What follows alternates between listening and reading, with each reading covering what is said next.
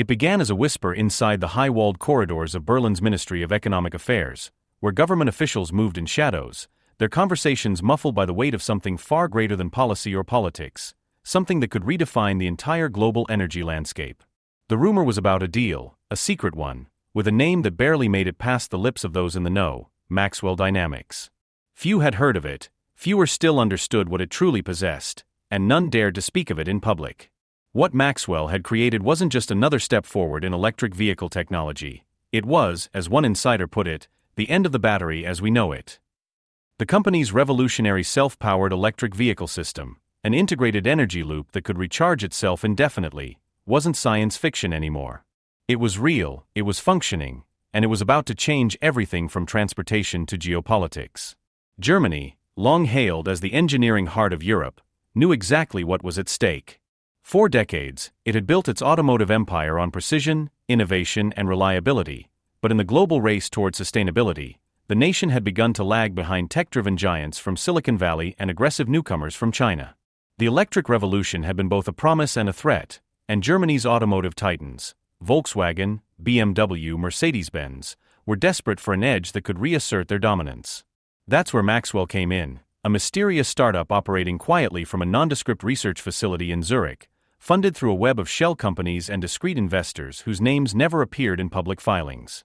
The technology they developed, known internally as EVE, short for Energy Vector Engine, defied every established principle of electrical engineering.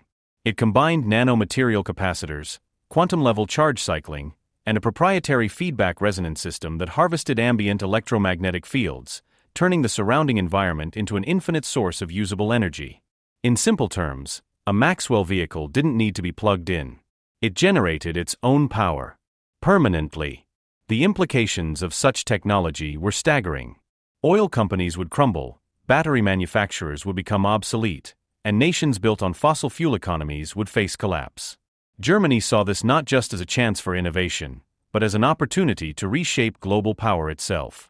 Yet such potential came with a danger, the kind that demanded secrecy. So the government orchestrated a covert acquisition under the guise of a green partnership, ensuring that no one outside a small circle would ever know the full truth.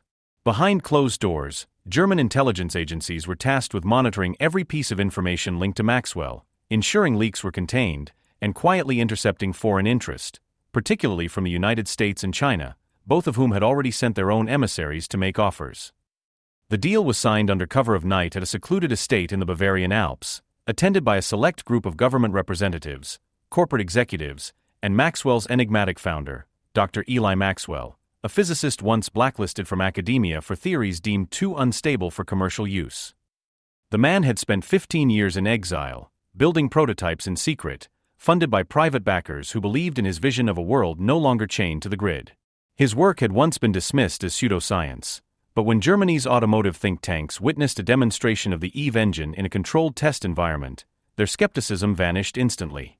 The vehicle, a sleek, unbranded prototype sedan, accelerated from 0 to 100 in under 3 seconds, ran for 6 continuous months without a single recharge, and emitted no heat signature detectable by standard thermal sensors. It was, in every measurable sense, impossible.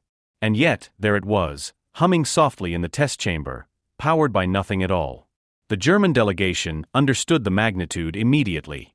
Within days, negotiations began under extreme confidentiality, using encrypted communication channels and code names. The contract itself was structured as a technology exchange agreement, masked beneath the framework of renewable energy research cooperation.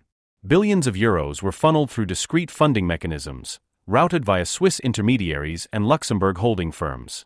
In exchange, Germany would gain exclusive access to the EVE schematics and production rights for European territories, ensuring that no rival bloc could replicate or mass-produce the system without their oversight. The secrecy was vital, not only to prevent economic espionage but also to maintain geopolitical balance. If the world discovered that one nation possessed self-powering vehicles, it would trigger panic across industries, collapsing oil markets and destabilizing entire economies overnight. So they buried it deep. Every test facility was built underground, every engineer signed lifetime non-disclosure agreements, and even within Germany's own auto giants, only a handful of people were briefed on what was coming. But whispers have a way of escaping, even through the thickest walls of secrecy. A small-time journalist from Frankfurt named Lena Hartmann stumbled across a set of leaked emails while investigating an unrelated story about government subsidies for renewable energy startups. The messages referenced something called Project Morgenlicht, the Morning Light, which appeared to involve an experimental propulsion system and unusually large defense contracts. Her curiosity led her down a trail of encrypted documents, erased servers, and anonymous warnings to stop digging. The deeper she went, the clearer it became that this wasn't about solar panels or wind farms.